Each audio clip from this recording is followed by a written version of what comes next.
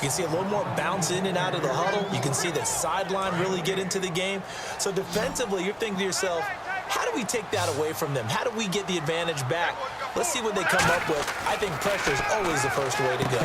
You love pressure. I love it. We'll see if they dial it up this drive. 8 yards on the completion, but now they face third down. When you execute a drag or a crossing route really well and give them a chance to let it develop a little bit, you can gain some significant yardage hitting your tight end on that one. All right, here we go. Play action. It's Simeon. He's going to find his running back. It's complete. It's a big play there for the Broncos. 32 yards. The best passing attacks in the NFL often incorporate the guys out of the backfield catching the football. And that's what we just got on that play. As a primary receiver, not always just a check down, not always a safety valve. Sometimes they just get it to them right away because they have the matchup advantage. Just a yard on the first down carry, so it's 2nd and 9. A 1-yard gain can look like a disaster, but it all depends on how the game is going. Is it a series of 1-yard gains running the ball? If that's the case, you might have to start thinking about throwing it a little bit more. But if it's just the occasional 1-yard run, hey, congratulations to the defense. They won that one. Come back and get them the next time. On 2nd down, here's Simeon. Completes it to Norwood. Only 3 yards on the catch. It's 3rd down. When you see zone defense and you know you've got a drag route on as your primary call, you've got to be really careful as a passer about how far you let your guy go because he might wander into some tough coverage.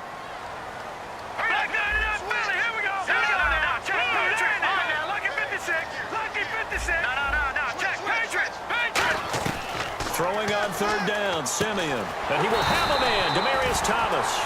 Give him 12 yards on that one. It earns him a fresh set of downs. And fits the exact right word. Over the middle, there's almost always traffic, so anytime you're a receiver in that area, you're not just focused on catching the football. You're wondering where the collision's going to come from, right? Because there's almost always someone there able to concentrate, catch it, and even added a little extra at the end with a short run. Down to about the 22 here. 2 minutes to play in a tightly contested first half. Back to Denver right after this. Offense walks to the line for play number 7 of the drive. They come up in an empty set. 4 wide receivers, 1 tight end. Now it's Simeon. Norwood's got it, complete. And he takes it down to the 10-yard line. It's a nice pickup of 12 yards, and it gives him a 1st and goal. Well, coaches always talk about finding balance on offense. I don't think you can get much more balance than this. Big-time run, big-time pass. A 1-2 combination. Looked pretty good. How about that? Let's see if they can continue to take that kind of a punch, though. On 1st down, this is Forsett. And he'll be stopped just outside the 5 at the 6. It'll be a pickup of 4, and it brings up 2nd and goal. Well, it's been the air game that's taken them down on this drive before they finally turned around and handed it off on the last play. And now they're looking for the big boys to get him in the end zone. Couldn't do it there. It'll be interesting to see. Offensive lines had to pass block a lot on this drive. Will they be able to revert and fire out and create some space in the run game? They'll fake it. Now Simeon. And they're not able to hook up there. Incomplete. He was trying to find Justin Forsett that time. And it's 3rd down. When you see passes knocked down by those guys I call the frustrated fullbacks, the linebackers, you know that in their zone coverage, they were able to drop, see the ball thrown, and react to it very quickly.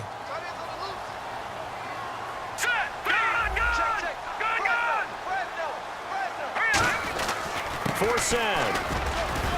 And the hole closes quickly here. He can fight only to about the 4. Only a yard on the pickup there, and it's going to bring up a 4th and goal. And they might think about going for it here, but it's still just the 2nd quarter. Take the 3 points, tell the defense you believe in them, and let them get the ball back for you.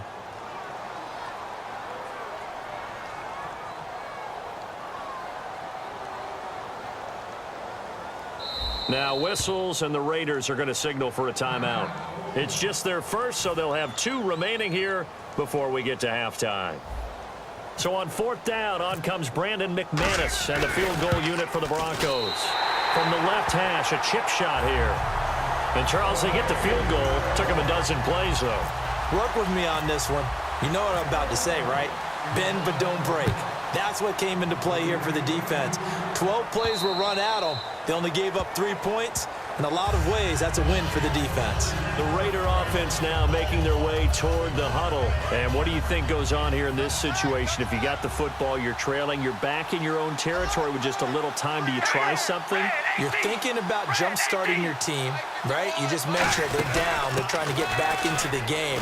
But you got to figure, if something goes wrong, you may have put yourself in a spot where you may not be able to come back in the second half.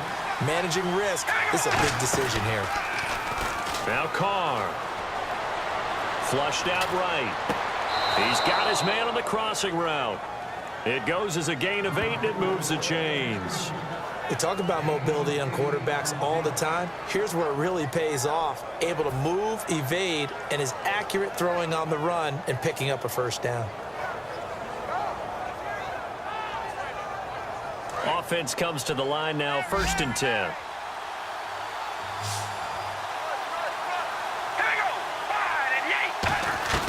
On 1st and 10, here's Carr. He's got time in the pocket, letting one go deep for Roberts. And that is incomplete. 7 seconds remaining. He was trying to get it to Seth Roberts, and that'll bring up 2nd down.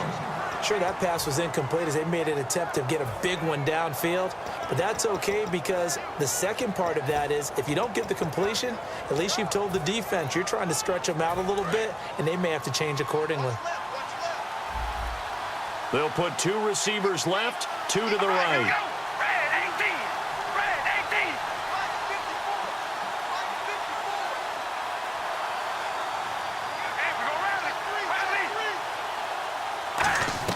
Carr again here on 2nd and 10. And he will not get away from the pressure here. Carr taken down. We have hit halftime. Still 2 more quarters to go. We'll take a timeout. We'll be back after this. You're watching the NFL, and it's on EA Sports. It's in the game. And how about this right out of the locker room? An onside kick attempt.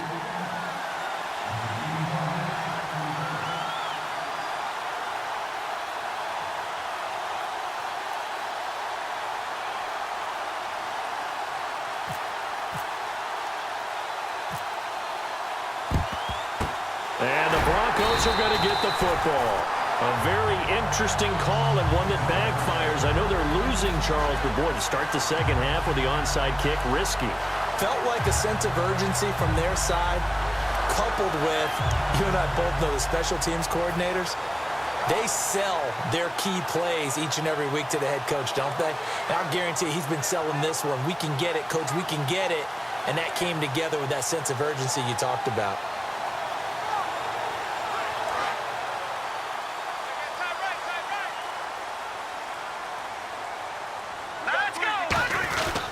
They start the second half with a run by Forsett. And he was able to shed the tackle, but the reserves come in for the stop. It's a 6-yard pickup, and it gets him to 2nd and 4. You know what really fires up offensive linemen? When the guy that is carrying the ball behind them can create his own space and break a tackle along the way. Here we go now. Again, they run. Again, it's Forsett. And he works it to the 30-yard line here, right at the 30.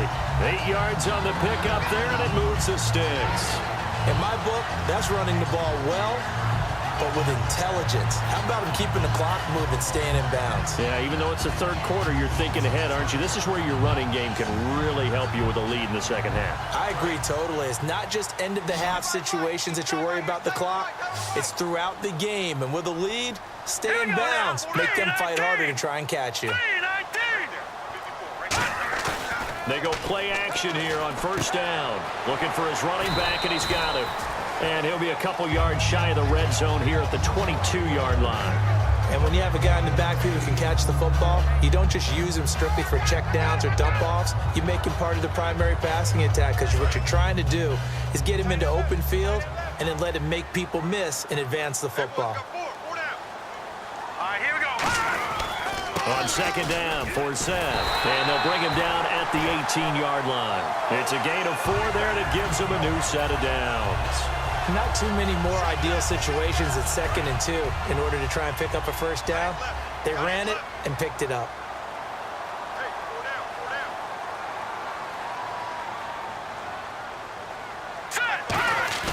Now a play fake here on first down. Green's got it over the middle. And he'll be out of bounds. 18 yards there, and it'll be a first and goal. So much goes into a successful play, doesn't it? How about that play action there? Freezing the defense just enough to bring the tight end free downfield for the completion.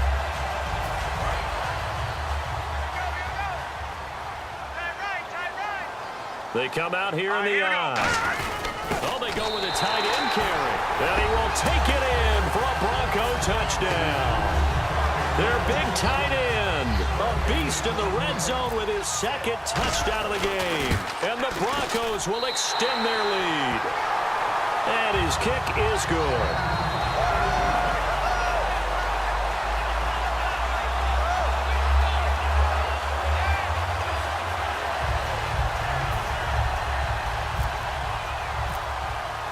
After the touchdown, here's McManus now to kick it away.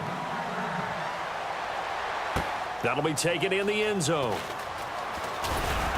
And he's able to get it across the 20, but not by much, as he's marked down at the 21-yard line. So here comes the Raiders offense getting ready for their first possession of the second half. They trail offense, first time to touch the ball in quarter 3, and we'll see what they can do. And I can't wait to see what they have planned, because some teams script to start a half. Other teams just go, okay, these are the sequence of plays we want to run. These things worked well for us. And sometimes they throw in that big chunk play right away. Shocker. Try and get after them early and try and create a big play to give themselves some momentum. See what they have up their sleeve. On first down, Murray. Room here to run. 7 yards on the pickup there, and it'll leave him with a 2nd and 3. Some runs are blocked so well, you almost forget that someone has to carry the ball to gain the yardage. The leverage by the offensive line to create space up front, really well done. The big tight end, Clive Walford, the intended target, and it's 3rd and short. It's a tried and true formula, and I don't think it'll change for as long as we play football. If someone's trying to throw the ball and you can put pressure on them and make it tough, that's only going to help your defense. Yeah, he's since being hurried. He got rid of it before taking the hit, but incomplete. They go play action for Murray. Now Carr. And this is going to be incomplete. I'm not sure we could spot any tendency here on this 3rd down. They could have run it or passed it. Either one was available. They chose to try and get it through the air, but they were unsuccessful.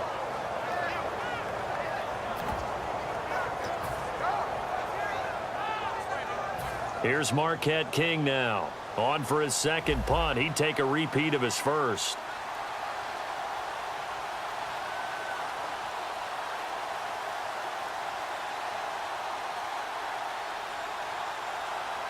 And whistle blown. A timeout here is taken, and it's taken by the kick.